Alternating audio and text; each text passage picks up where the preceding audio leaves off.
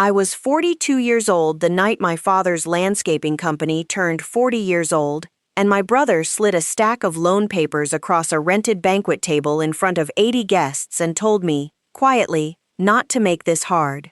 But this story really starts 4 months earlier, in a hospital hallway at 2 in the morning, with a single piece of paper my father signed, because somebody had to keep the payroll running while he couldn't sign anything at all. My name is Maggie Sinclair. I'm 42, and for the last 11 years I've run accounts payable and payroll for Sinclair Grounds, the company my father built out of one second-hand mower, a rusted-out pickup, and a phone number he had printed on the back of 200 business cards in 1986. I'm the person who reconciles what a business says it spent against what actually left the account. I'm careful. I notice when a number that should hold steady starts to drift. That habit was about to matter more than anything else in that rented banquet hall. My brother slid those loan papers toward me, the way you'd pass someone the bread basket, easy, unremarkable, like it was the smallest ask in the world. He told me not to make this hard, in front of 80 of our father's oldest friends and half the crew that had worked those trucks for years. I didn't raise my voice. I didn't even reach for a pen. But there was one thing Blake didn't know, one thing our own father had arranged 4 months earlier, without ever quite understanding what it would come to mean. Nothing had moved out of that company's accounts without my signature since April, and nobody had ever gotten around to changing that back.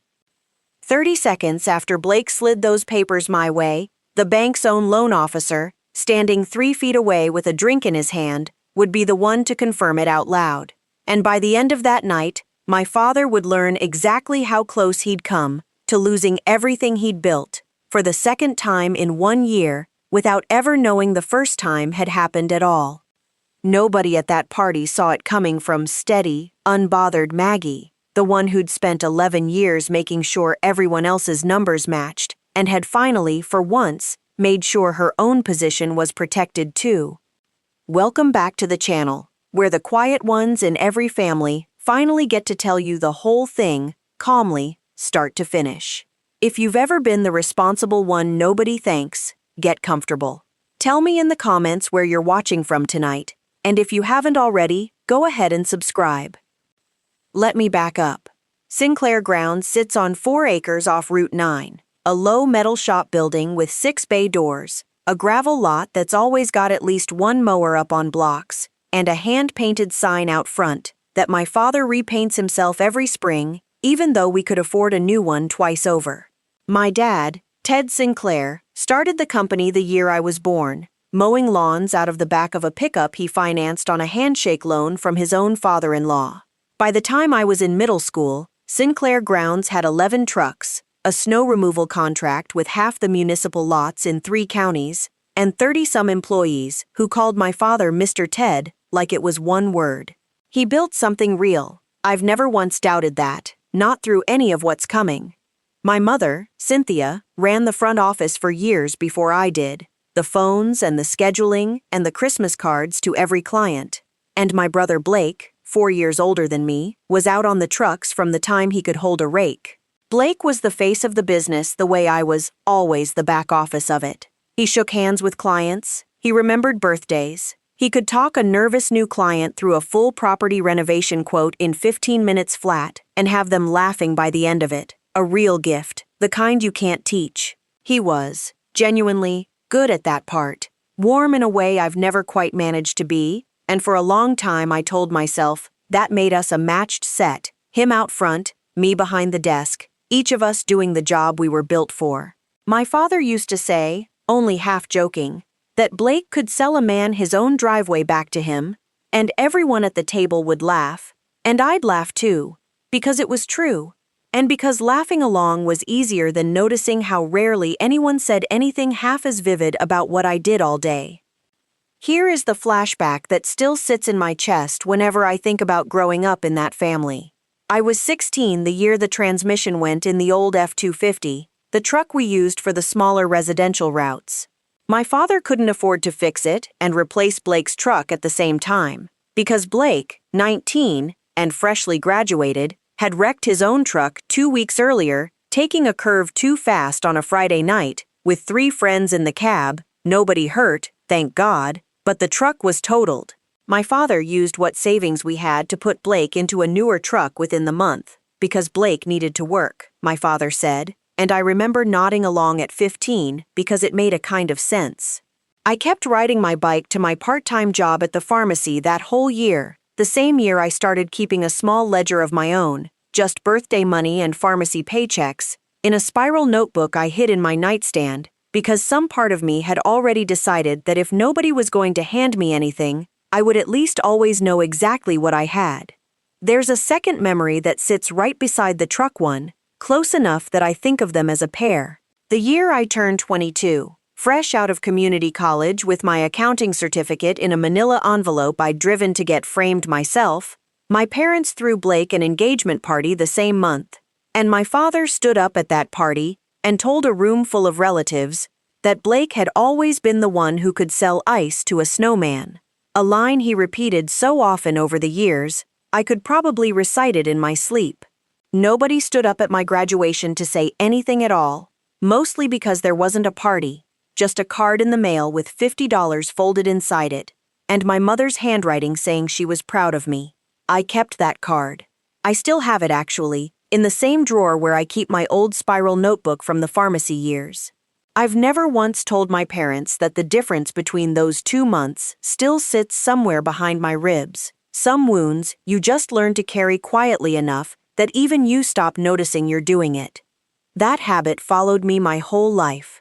I went to community college for accounting, while Blake took over more and more of the day-to-day operations side of the business, and when I finished my degree, my father offered me the accounts payable and payroll role like it was a gift, and in a lot of ways it was. I love this company. I want to be honest about that from the very start, because none of what's coming is a story about resenting Sinclair Grounds. It's a story about loving something enough to protect it from the people who were supposed to protect it with me. There's a thing about running payroll for 30-some employees that people outside the work never quite understand. You know things about a family business that even the family doesn't fully know about itself. You know which months are lean before anyone else feels it, because you're the one watching the account drain against the snowplow contracts that haven't paid out yet. You know exactly how thin the margin runs between a good year and a bad one, because you're the one who has to decide, every single Thursday, whether there's enough to cover Friday without dipping into the equipment reserve. 11 years of that kind of watching teaches you to notice the smallest tremor in a number long before it becomes an earthquake. It also teaches you, I'd learned the hard way, that noticing a tremor and being willing to say its name out loud to your own brother are 2 very different muscles, and I'd only ever really trained the first one.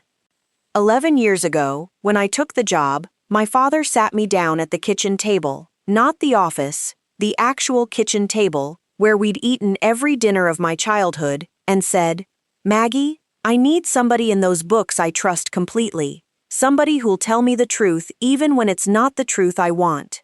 Can you do that for me?" I told him yes. I've spent 11 years trying to make sure that was never a lie. 4 months before that anniversary party, my father had a fall in the shop. Early on a Tuesday, reaching for a part on a high shelf he had no business reaching for at 68. He hit his head on the concrete floor on the way down, and by the time the ambulance got him to the hospital, the doctors were more worried about a small stroke than the concussion. Some kind of mini-stroke, they called it, a warning shot, they said, not catastrophic, but not nothing either. My mother called me from the emergency room, her voice thinner than I'd ever heard it, and I drove the 40 minutes with my hands shaking on the wheel the entire way. The same way, I'd learn later, my father's own hands were shaking when a hospital administrator brought him paperwork at 2 in the morning 3 days later, once he was stable enough to sit up and think clearly again. I was in that hallway when it happened. My father, still hooked to a monitor, still groggy from whatever they'd given him for the headaches, looked at me and said, "Maggie, the Friday payroll runs in 3 days, and I can't hold a pen steady enough to sign the transfer authorization the bank needs. I need you to be able to move money without waiting on me, at least until I'm back on my feet." The hospital had a notary on staff for exactly this kind of situation. more often for wills than for payroll. But the paperwork exists for a reason, and within the hour, we'd executed a limited corporate resolution, granting me sole signing authority over the company's operating and payroll accounts. Temporary, the document said, pending Ted Sinclair's return to full capacity. My mother signed as a witness. Blake wasn't there. Blake was 2 states over on what he called a work trip, visiting a supplier, and didn't get back until the day after my father came home. I want to be clear about something. That resolution was never meant to be permanent. It was meant to cover 6 weeks, maybe 8, just long enough for my father to recover his grip and his handwriting and his old confidence signing his own name. I ran that payroll on time that Friday and every Friday after, and for a while, it felt like exactly what it was supposed to be, a bridge, nothing more. My father did recover, mostly. He was back at the shop within 6 weeks, a little slower on his feet, a little more careful on ladders, but himself. And that should have been the end of it. The resolution should have quietly expired, the authority should have reverted, and none of what's coming should have ever needed to happen. Here's the small test the story runs on, the moment I understand completely now, and didn't understand at all while I was living through it. About 5 weeks after my father's fall, while he was still building his strength back up, I noticed a withdrawal from the operating account, $11,000, coded to equipment repair, with no invoice attached. I asked Blake about it at the shop on a Thursday, casually, the way you ask about a receipt that's probably just misfiled somewhere. He told me it was a deposit on a new mower attachment he was sourcing from a supplier out of state. Something about a bulk discount if he paid cash up front, and he'd get me the invoice as soon as the paperwork came through. I believed him. I want you to sit with that for a second, because I've had a lot of time to sit with it myself. I had 11 years of watching numbers for a living, and when my own brother looked me in the eye and gave me an explanation that didn't quite add up, I filed it under benefit of the doubt, instead of under the column where it actually belonged. If you're the kind of person already wanting to reach through the screen and tell me to pull that invoice right then and there, hold on to that feeling. You're going to want it again. The invoice never came. I told myself I'd follow up. I didn't. Not for 3 more weeks. Because some part of me, the part that grew up watching my father dig into savings for Blake's truck without a second thought, had already decided a long time ago that questioning Blake too hard was its own kind of family betrayal, a door I didn't want to be the one who opened it. 3 weeks after that, a second withdrawal showed up, smaller, $4,200, coded to fuel. On a week our fuel costs should have been half that, and that's when the part of me that reads other people's numbers for a living finally overruled the part of me that just wanted to keep the peace. I didn't go to my father. He was still rebuilding his strength, still easily tired, and I wasn't going to hand a man 4 months out from a stroke a reason to spike his blood pressure over something I didn't fully understand yet myself. Instead, I called Frank Delaney, the outside CPA who's done our company's taxes and audits since before I was born, a friend of my father's from their earliest years in business together, a careful, quiet man in his 70s who still drives out to our shop himself, instead of making us come to him. I told Frank what I'd found. He didn't say much on the phone, just asked me to pull the last 18 months of disbursement records and meet him at his office that Saturday.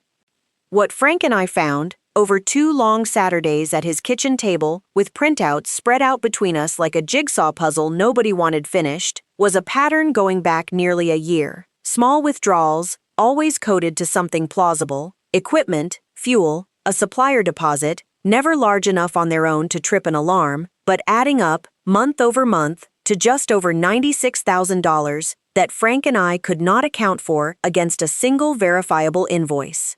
Frank has a particular way of working through numbers, slow, methodical, reading each line out loud before he lets himself react to it. And I remember sitting across from him at his kitchen table, his wife's coffee going cold between us, watching him read the same supplier deposit entry 3 times before he finally set his pen down and looked at me over his glasses. "Maggie, I've known your brother his whole life," he said. "I coached him in Little League. I want to be wrong about this as much as you do, but I've been doing this too long to pretend a pattern is a coincidence, just because I like the person it points to. He tapped the stack of printouts, squared the edges the way he squares every stack of paper he's ever handed me, and added, "The thing about a pattern like this one is it never announces itself as theft. It always announces itself as 100 small favors a business owes somebody, until one day you add up the favors and discover they were never favors at all." We spent the second Saturday cross-referencing every disputed entry against actual supplier invoices, actual fuel receipts, actual equipment serial numbers, because Frank has never once accused anyone of anything he couldn't prove twice over. And by the end of that second Saturday, we had a folder, unmarked, plain, sitting in the bottom drawer of Frank's home office, that neither of us had any intention of showing anyone until we understood exactly what we were looking at. I didn't confront Blake that week. I didn't tell my parents. What I did instead was the one thing my temporary authority still let me do, quietly, without anyone's permission, because nobody had ever formally taken it away from me. I called our bank and put a dual authorization hold on any disbursement above $2,000, meaning nothing that size could move without my sign-off and a second signature besides, effective immediately, citing an internal audit in progress, which was, by then, entirely true. I didn't announce it to Blake. I didn't announce it to anyone. I just quietly closed the gap in the fence while everyone else was still looking the other way. If any of this is landing close to home for you, stay with me, because the part that changes everything is coming, and I want you here for it. Drop a comment and hit subscribe so you don't miss how the rest of this plays out. Blake noticed within 2 weeks. He came by my desk at the shop on a Tuesday afternoon, more agitated than I'd seen him in years, asking why a routine supplier payment had bounced back needing a second signature. I told him calmly that we'd tightened controls after Dad's health scare, standard practice after any transition like that, nothing personal, and watched something flicker across his face that I recognized even though I didn't want to. It was the exact look our father used to get, decades ago, in the years right after he mortgaged the house to buy the company's first real fleet. The look of a man doing math in his head that isn't coming out anywhere close to even. Blake was scrambling, and the more I watched him scramble over the following month, the more I understood I wasn't looking at a man running a business. I was looking at a man trying to outrun something, and I still didn't know exactly what. I want to pause here and say something fair about my brother, because it would be easy to tell this next part like he was simply rotten straight through, and that was never the whole truth of him.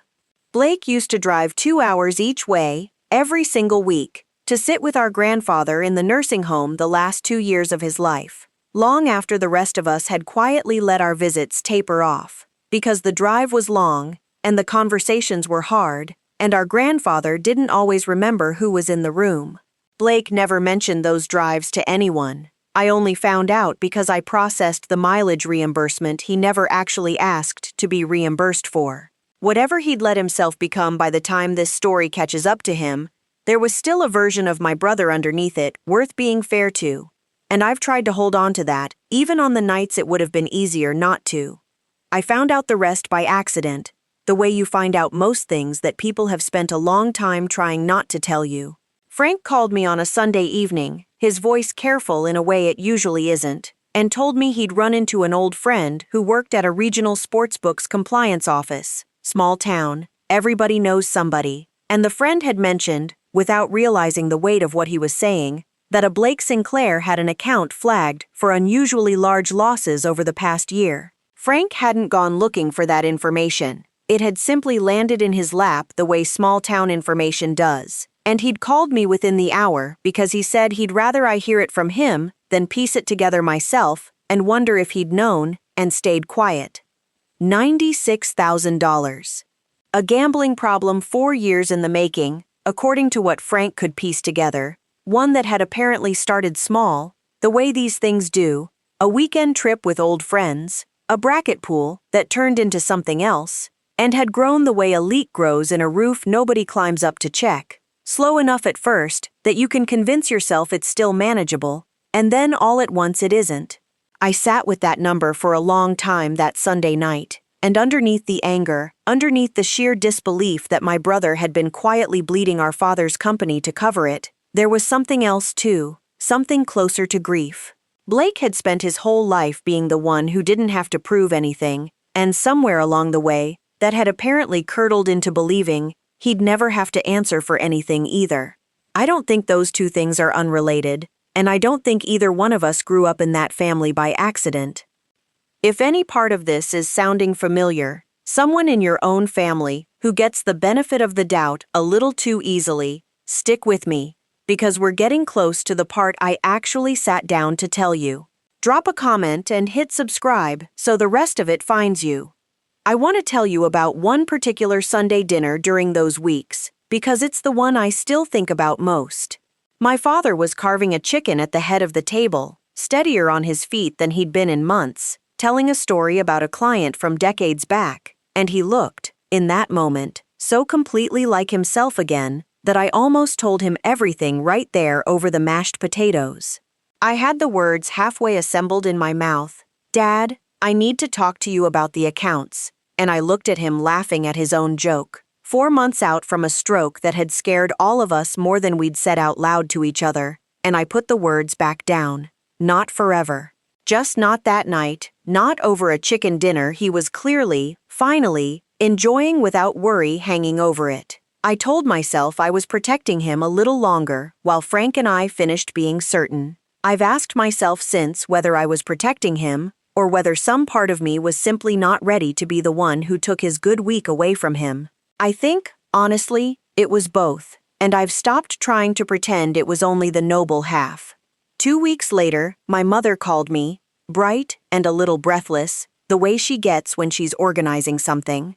40 years, Maggie. 40 years since your father started this company, out of the back of that old truck. We have to do something real for it. Invite everybody, the crew, the old clients, Frank, everybody. I said that sounded wonderful, and I meant it, because it was true, and because I still had no idea, at that point, that Blake and my mother had already had a second conversation I wasn't part of. That second conversation, I learned only afterward, was between Blake and a loan officer named Roger Voss at our bank, a friendly, sharp man in his 50s who'd handled the company's accounts for over a decade. Blake had gone to Roger directly, framing the anniversary party as an opportunity, a business line of credit to fund next-generation growth, new equipment, an expanded fleet, time to be announced at the party itself as a celebration of the company's future rather than what it actually was. A $100,000 bridge to quietly cover a hole Blake had dug and couldn't climb out of on his own. Roger, for his part, had no idea about the gambling, no idea about the missing $96,000. He only knew a longtime client's son wanted to expand the business and needed signatures at a celebratory event, and Roger, a decent man doing an ordinary job, agreed to come by the party as a nice gesture, papers in hand, ready for a happy signing in front of a room full of witnesses. The party arrived on a warm Saturday in September, held not at the shop but at a rented hall in town with good lighting and a dance floor, because my mother wanted, in her words, for this one to feel like a real celebration and not just a work event. String lights crossed the ceiling in loose, looping rows. My mother had spent 2 evenings hanging herself, standing on a rented ladder in her good shoes because she refused to let anyone else touch them. A local barbecue place catered pulled pork and cornbread, and somebody, I never did find out who, had ordered a sheet cake with a photograph printed on the icing, my father at 28, grinning beside that first second-hand mower, a photograph none of us had seen in years. Half the current crew showed up in their good shirts, still smelling faintly of cut grass no matter how hard they'd scrubbed, along with a dozen retired employees who'd driven in from 3 different states, old clients my father had mowed lawns for back when the whole company was one truck and a dream, and Frank, quiet in the corner near the dessert table the entire evening, in the same brown suit he wears to every occasion that matters, watching the room the way he watches a set of books, patient, missing nothing. An old family friend named Pearl, who'd cleaned the shop office every week since before I was born, found me near the punch bowl early on and squeezed my hand and said, "Your father wouldn't have made it past year 3 without you back there keeping the lights on. Maggie, don't think we don't all know it." I remember thanking her and meaning it, and having absolutely no idea, in that moment, exactly how literal her sentence was about to become within the hour. My father gave a short speech early in the evening, his voice thick with a kind of pride I'd rarely heard from him, thanking the crew by name, one by one, thanking my mother for 40 years of Christmas cards and Saturday phone calls that kept half his client list from ever leaving, thanking, at the very end, my daughter Maggie, who's kept this company honest for 11 years, more than anybody in this room probably knows. I remember how strange that sentence felt in my chest, standing there holding a plastic cup of lemonade, not yet knowing how true it was about to become, in a way my father never intended, and how differently the room was about to hear it before the night was through. About an hour into the party, with the crowd loosened up by 2 rounds of toasts and the barbecue mostly gone, Blake found me near the edge of the dance floor, Roger Voss a few steps behind him holding a slim leather folder, and my mother hovering close enough that I understood this had been planned down to the minute. Blake put a hand on my shoulder, warm, easy, the same tone he'd used to ask me to pass the gravy, and said, loud enough for the small cluster of people nearby to hear it, as a happy family moment rather than what it actually was, "Maggie, we've got something exciting for Dad tonight. Roger's got the paperwork for the new equipment line. We just need you to sign off since you handle all that now. Don't make this complicated, okay? Tonight's supposed to be a good night." I looked at the folder in Roger's hand. I looked at my father, 20 feet away, laughing at something an old client had said, still not aware that any of this was happening, and I felt something settle in my chest the way it does at the end of a long week, when every column finally adds up to the number it was supposed to. I didn't raise my voice. I want to be clear about that because the thing I'm proudest of in this whole story is that I never once raised it, not that night, not in any of the months leading up to it. I set my lemonade down on the nearest table, and I said quietly, so it carried only as far as it needed to, "Blake, nothing's moved out of this company's accounts without my signature since the week Dad had his fall. That hasn't changed back yet, and it isn't changing tonight. Roger can confirm that from the bank's own file if you'd like him to." Roger blinked, clearly not expecting to be pulled into whatever this actually was, and, to his enormous credit, he didn't hesitate.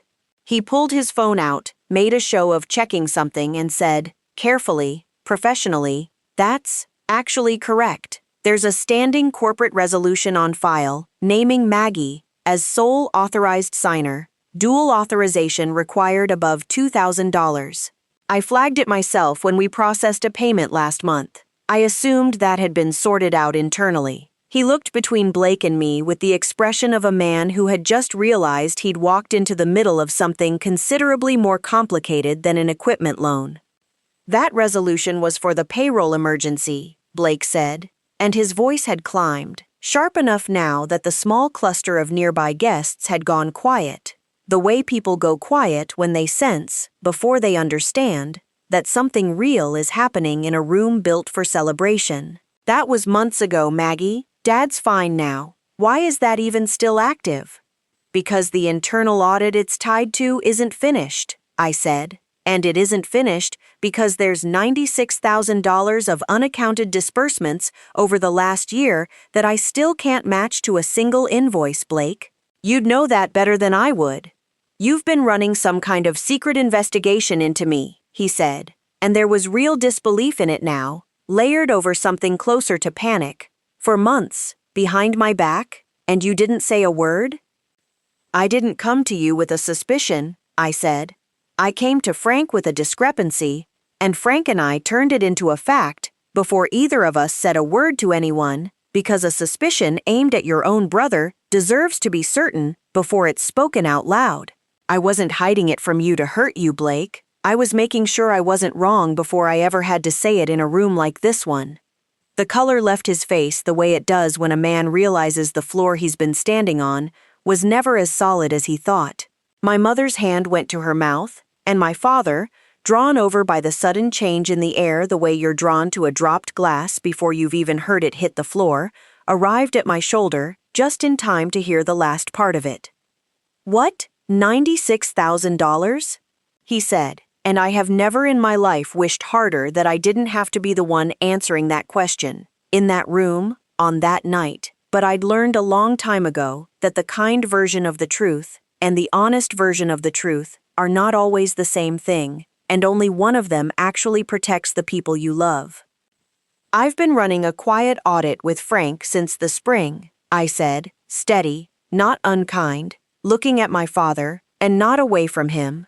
"There's a pattern of withdrawals I can't account for, going back about a year. I didn't come to you with it yet, because I wanted to be certain before I did, and because you were still recovering. I wasn't trying to keep it from you forever, Dad. I was trying to be sure." Blake, cornered now in front of a room he'd built this exact evening to be a stage for himself, did the thing people do when the ground gives out from under them in public. He got loud instead of honest. "This is insane. You're accusing me of stealing from my own father's company in front of everybody he's ever worked with," he said, and a few guests near the punch bowl actually flinched at the volume of it, which did him no favors at all, because a man shouting his innocence and a woman quietly stating a number do not read, to a room full of witnesses, like equals. They read like exactly what they were. My mother, to her credit, didn't defend him blindly. She looked at Blake for a long moment, something breaking open behind her eyes, and said, quiet enough that I don't think anyone but the four of us actually caught it, "Blake, is it true?" And that's when my brother, 38 years old, standing in a rented hall under string lights his own mother had hung for him, as much as for our father, folded. Not gracefully. He put both hands over his face, and when he spoke again, his voice had lost every bit of its earlier ease. "I have a problem, Dad. Gambling. I've had it for years, and I thought I could fix it myself before anyone found out, and I just kept thinking the next one would be the one that fixed everything, and it never was, and I didn't know how to stop, and I didn't know how to tell you." My father didn't shout. I want to say that clearly, because I think it surprised all of us, including him. He just stood very still for a long moment, looking at his son, and then he turned to Roger Voss and said, in a voice that had gone suddenly, entirely calm, "I think we'll need to reschedule whatever paperwork you brought tonight, Roger. And I think my daughter's going to keep her signature on everything for a good while longer." Roger nodded, quietly gathered his folder, and made himself scarce with the kind of grace you only get from someone who's spent a career learning when a room needs him gone. Frank came over from the dessert table without a word, and simply stood beside me, the way he'd stood beside our numbers for 2 long Saturdays already, present, unhurried, exactly what the moment needed. The party didn't end right there, though it never quite recovered its earlier ease either. My father asked the DJ to keep the music going, quietly told the nearest table it was just a family matter, nothing to worry about, and the wider room, sensing the tide had gone out on whatever had almost happened, slowly returned to its plates and its conversations, the way rooms do when they've decided, collectively, to be kind enough to look away. Here's how it landed, in the weeks that followed. Blake stepped back from operations the following month, not fired outright, but moved into a reduced role with no financial access of any kind, running crew logistics from a laptop with view-only permissions, while he started a structured gambling treatment program Frank actually helped him find, an irony none of us missed, the family's most careful numbers man helping arrange help for the family's least careful one. He and my father worked out a formal repayment plan, deducted from what salary he still draws, stretched out over years rather than months, because my father, even furious, even betrayed, still could not bring himself to demand more from his son at once than his son could actually pay. My mother took it hardest in the weeks right after, quieter at family dinners than I'd ever known her, carrying something that looked a great deal like the shame of not having noticed, though I've told her more than once that not noticing was never her failure alone, and that a mother is not required to audit her own son to still be a good mother. Half our longtime crew never learned the full story, only that there'd been some kind of ownership transition, which is close enough to true that I've never felt the need to correct it. Roger Voss, to his enormous credit, never breathed a word of what he'd walked into that night to anyone outside the bank, and still handles our accounts today, a little more carefully now, I think, on both sides of the relationship. My father formally revoked the temporary resolution 3 weeks after the party and replaced it with a new one, permanent this time, no longer tied to any medical emergency, naming me sole financial officer of Sinclair Grounds, with full authority, not as a stopgap, but as a decision made with his eyes wide open about exactly what that authority was worth. He asked me, the day we signed it, sitting at that same kitchen table where he'd once asked if I could tell him the truth, even when it wasn't the truth he wanted, whether I resented him for never having formally given me that authority sooner, for it taking a stroke and a near disaster to finally make it official. I told him the truth, which is that I didn't resent the timing so much as I'd finally stopped needing him to say it out loud in order to know it was true. He handed me, along with the paperwork, the old mechanical adding machine that had sat on the corner of his desk since 1986, the one with the crank handle and the narrow spool of paper tape, the machine he'd used to run his very first numbers out of the back of that pickup truck before anyone trusted him with a real office. Your grandfather gave me this the week I started, he said. Told me a business that can't add its own numbers honestly isn't a business, it's just a story people tell each other. I want it on your desk now. You're the one who's actually kept us honest, and I should have said so a lot sooner than a rented hall full of people made me. I keep it there still, and every so often, more as a ritual than a necessity, I run a strip of tape through it by hand, just to feel the old mechanism click through a column of numbers the slow way, the way my father learned to trust before spreadsheets ever existed, before any of us learned that the fastest way to hide a hole in something is to make sure nobody's checking the columns closely enough to notice it growing.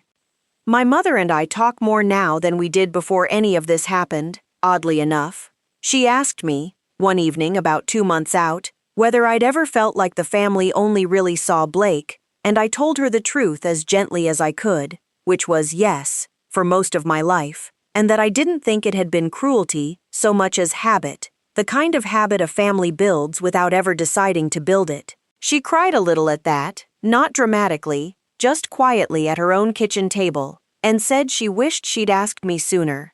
I told her she was asking now, and that was going to have to be enough for both of us, because I'd learned by then that waiting for the perfect moment to say a hard, true thing usually just means never saying it at all. My relationship with Blake is still being rebuilt, slowly, on terms that look nothing like the family we used to be. We talk most weeks now, briefly, honestly, in a way we genuinely never did when he was the golden one and I was the one who kept the books quiet in the background. He thanked me once, months later, for not protecting him from the truth that night, said it was the first time in his adult life anyone in the family had loved him enough to let him actually fall instead of quietly catching him one more time. I don't know if I fully believe him yet. I'm choosing to keep showing up anyway, because complicated love, I've learned, is still love, and it doesn't ask you to pretend the complicated part isn't there. Real love was never the kind that hands you whatever you ask for without ever checking whether it's actually yours to take. It's the kind that stays in the room after the number comes out wrong and helps you build something that can actually hold weight again. That's my story. One rented hall, one signature that never got taken back, and a family that finally learned the difference between being protected and being enabled. 4 decades, and one very old adding machine, too late to have avoided the lesson, but not too late to have learned it anyway. If you've spent years being the responsible one nobody thanks, take this as your sign to protect what's actually yours before you need to, not after. Share this with someone who needs to hear it tonight. Drop a comment, hit subscribe, and I'll see you in the next one.